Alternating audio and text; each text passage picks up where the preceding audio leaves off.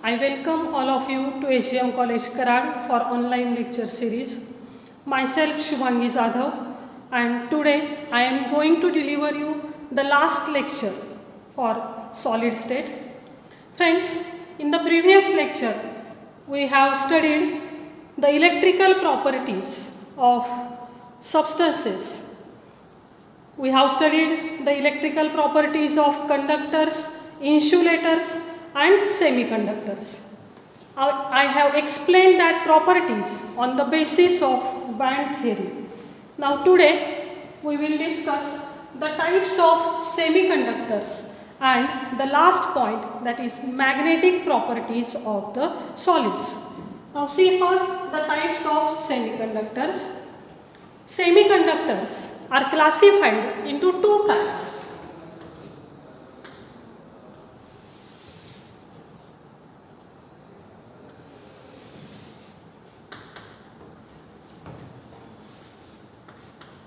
First one, intrinsic semiconductor.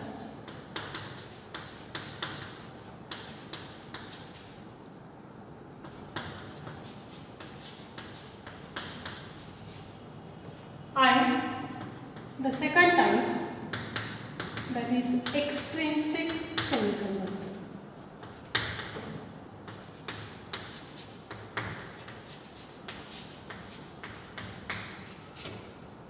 Now see first the intrinsic semiconductors. Yesterday we have defined the semiconductor as the substances which are insulators at absolute zero temperature but can conduct the electricity at high temperature are called as semiconductors. Now in the intrinsic semiconductors, here the semiconducting material is pure. Okay, it is highly pure. So let's see first the definition of intrinsic semiconductor. A pure semiconducting material which has a very low but finite electrical conductivity is called as intrinsic semiconductor. A pure semiconducting material which has a very low but finite electrical conductivity is called as intrinsic semiconductor.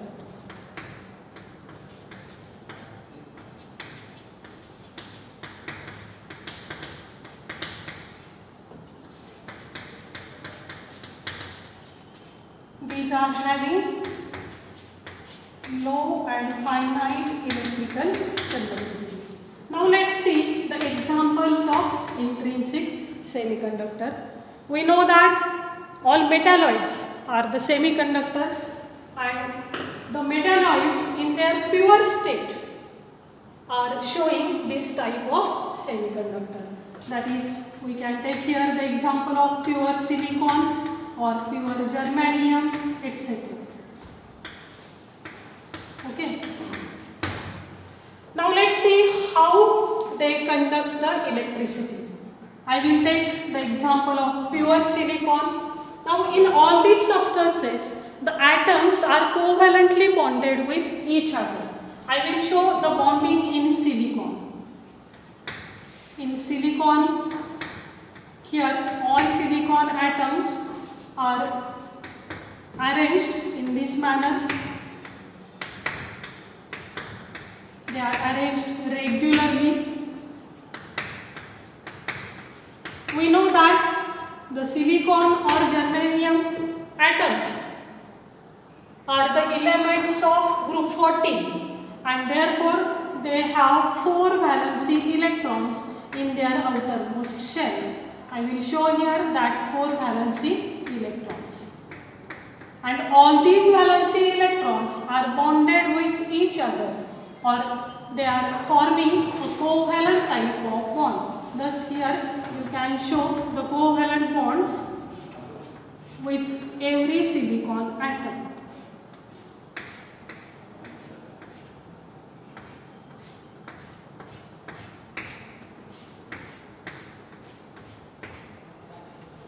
Now when we increase the temperature, what happens? Some of the bonds may break.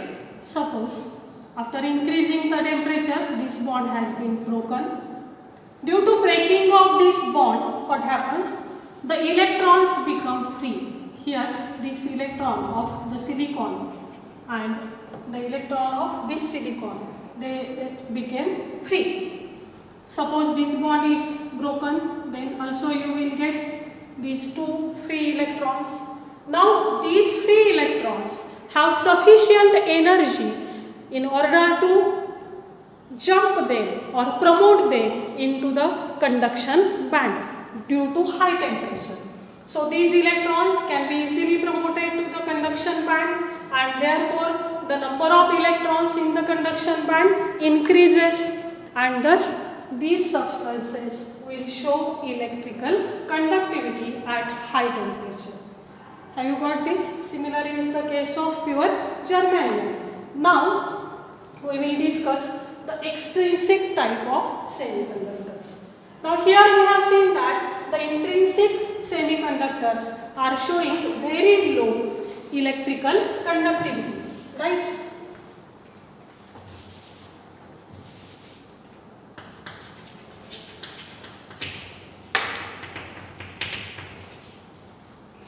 If we have to increase their electrical conductivity, what we have to do? We add some impurities, minute quantities of impurities in them. Now, this process of addition of minute quantities of impurities in intrinsic semiconductors is called as doping. The process is named as doping, and the added impurity is called as dopant. Okay. So, by adding these dopants, that is impurities in intrinsic semiconductors, you can increase the conductivity of extrinsic semiconductor. Now, which type of impurities should be added? See here, the impurities are of two types. The first one, which are called as electron-rich impurities.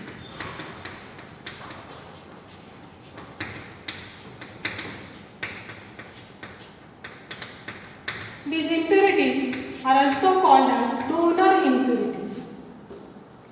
And the second type, which is named as electron deficient impurities. And they also be called as acceptor impurities. Now, the electron-rich impurities are the elements from group 15. We know the elements present in group 15. Which elements are there? Phosphorus, arsenic, then antimony, etc. When such elements are added in the pure semiconducting material, that is in intrinsic semiconductor, then you will observe the increased conductivity. Similarly, you can add the electron deficient impurities, and they are from group 13 elements. Here, the elements of group 13 are boron, gallium, indium, etc. Now, depending upon these two types of impurities which are added in the semiconductors, these semiconductors are again classified into two types. N-type semiconductor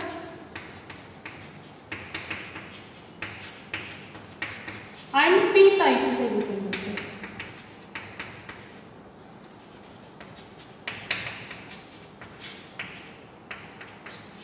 Now let's see what are N-type semiconductors.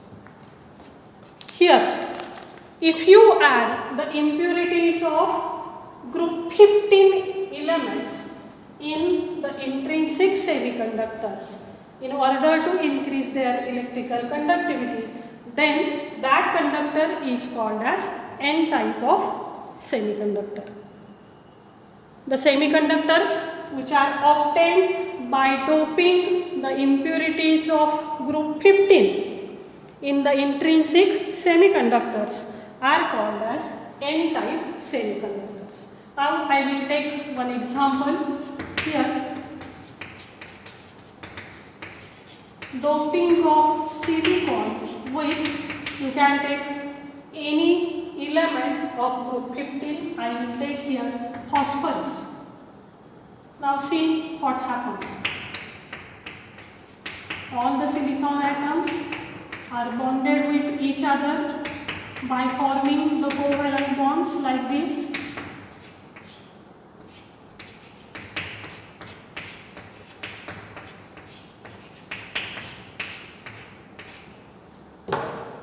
Okay.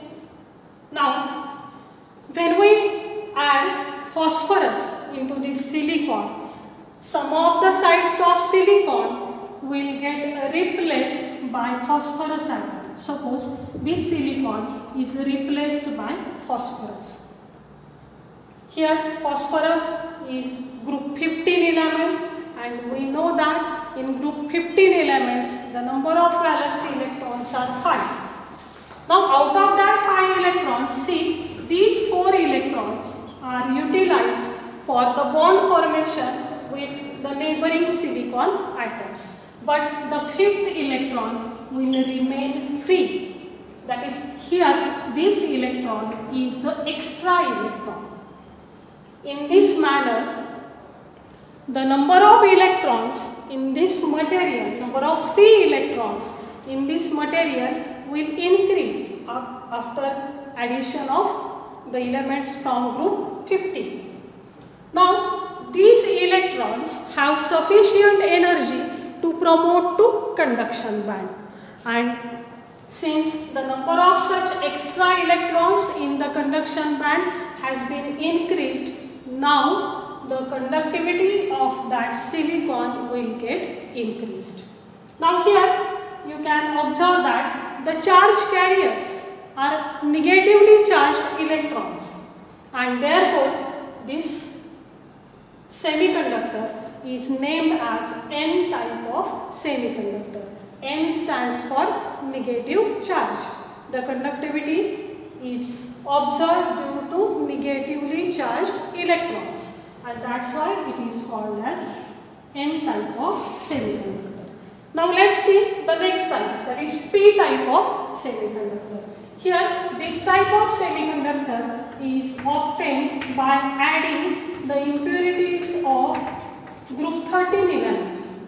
I will take the example of doping of silicon with, suppose, boron. Again we know that group 13 elements have only 3 valency electrons in their atoms, and therefore see what happens when such boron atoms, or you can take gallium, indium, etc., are added into the silicon or any intrinsic semiconducting material.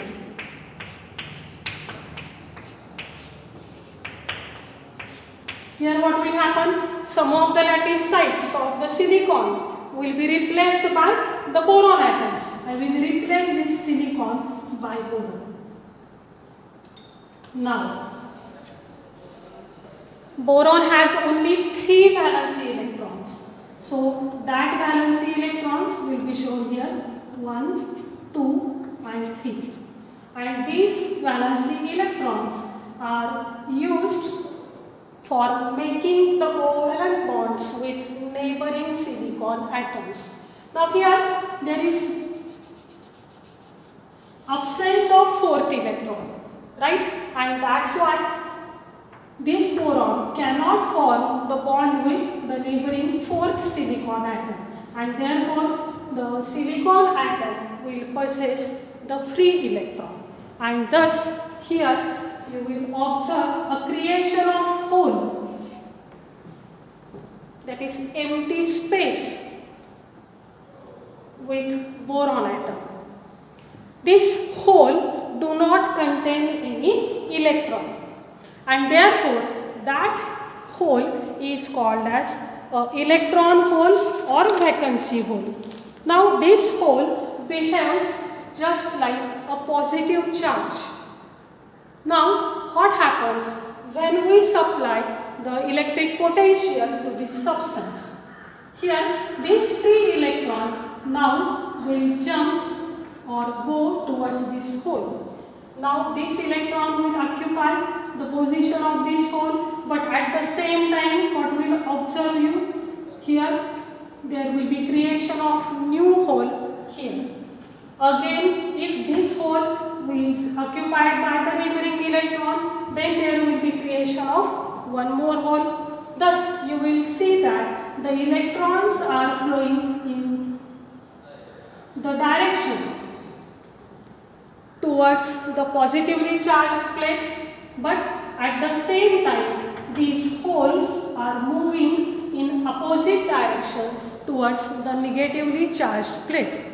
And thus, due to actually flow of electrons, you will observe here the increased conductivity. But you may observe here that there is a movement of holes, and these electron holes are supposed to behave like a positive charge, and that's why this semiconductor is named as P-type of semiconductor.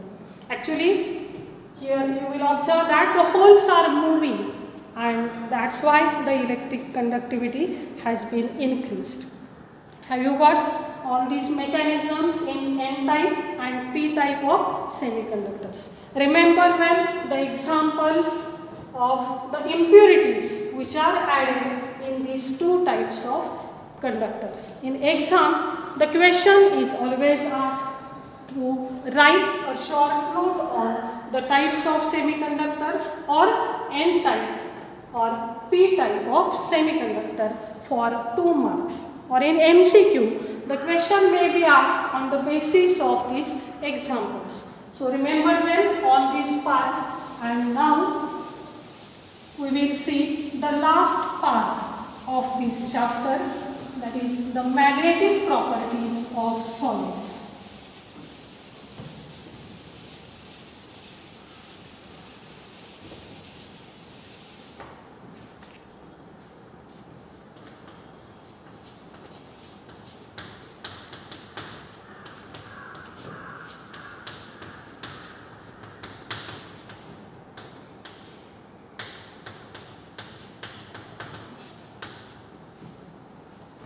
Magnetic properties of solids are related to their electronic structure. We know the electronic configuration of the elements, atoms of the elements. Here, the electrons have two types of motions. One is called as spin motion. Every electron possesses two types of motions, spin motion and orbital motion.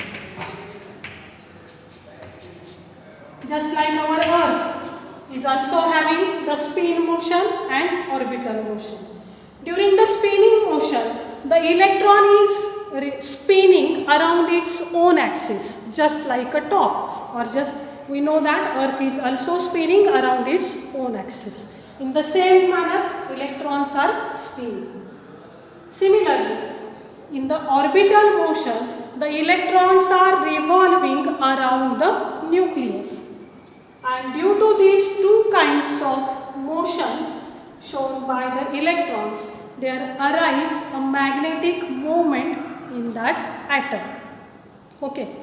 So, on the basis of that magnetic moment which is arised in that substance, the solids are again classified into 3 types. Let us see that types of solids on the basis of their magnetic properties.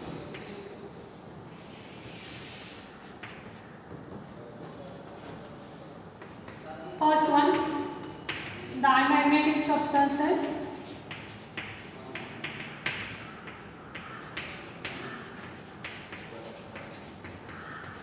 Second one, that is paramagnetic substances.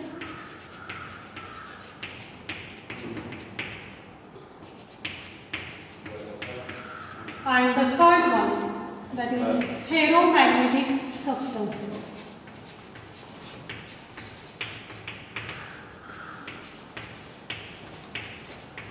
Now let's see first the diamagnetic substances. Here, the substances which contain all paired electrons and which can be weakly repelled in the strong magnetic field are called as diamagnetic substances. The substances which possess all paired electrons and which are weakly repelled in the magnetic field are called as diamagnetic substances. See the paramagnetic substances. The substances which are weakly attracted in the magnetic field and which contain the unpaired electrons like this are called as paramagnetic substances. The substances which contain few number of unpaired electrons and which are weakly attracted in the magnetic field, that are called as paramagnetic substances. Now see the case of ferromagnetic substances. Here they also contain the unpaired electrons, but the number of unpaired electrons is very large. See here, large number of unpaired electrons. You can show that electrons like this also. The domains are pointing in the downward direction. Now, such substances are strongly attracted in the magnetic field. So how will you define ferromagnetic substances? The substances which contain large number of unpaired electrons and which are strongly attracted in the magnetic field are called as ferromagnetic substances. Now, in the diamagnetic substances, we have seen that all electrons are paired and therefore their magnetic moments get cancelled, and that's why they lose the magnetic character. They are not showing any magnetic character. Now, let's see the examples. Sodium chloride, water, benzene, then the molecules like nitrogen, fluorine, etc. These are showing the diamagnetic behavior. Now, in case of paramagnetic substances, we have observed the unpaired electrons. Okay. These unpaired electrons are responsible for the production of magnetic moment in them, and that's why they are weakly attracted. Now, these paramagnetic substances are not showing a permanent magnetic moment in them. Once the magnetic field is removed, they lose their magnetic property. So, they exhibit magnetic moment only in presence of magnetic field. If the magnetic field is removed, they lose their magnetic character. See the examples of paramagnetic substances. All the substances which contain the unpaired electrons are paramagnetic substances. Now here, the most important example is oxygen. Remember, when oxygen molecule is paramagnetic and not the diamagnetic.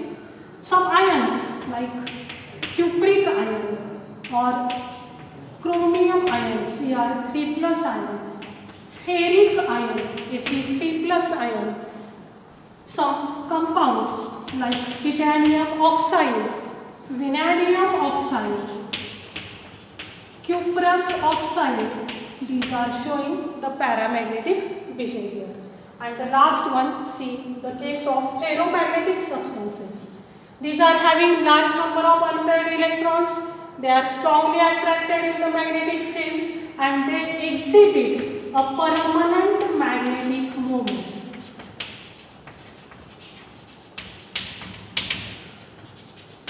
Though we remove the magnetic field around them, the magnetic moment does not get vanished. Means they are showing a permanent magnetic moment. Okay, let's see the examples. Iron, metal, cobalt, nickel, etc. These are showing ferromagnetism. Here, students, we have completed this chapter.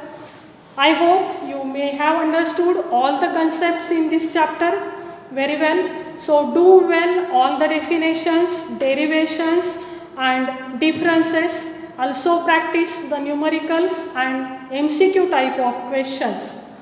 I am sure that if you do all this part very well, then you will never lose a single mark in any type of exam. Again, I will express my lot of thanks to all of you for watching this video.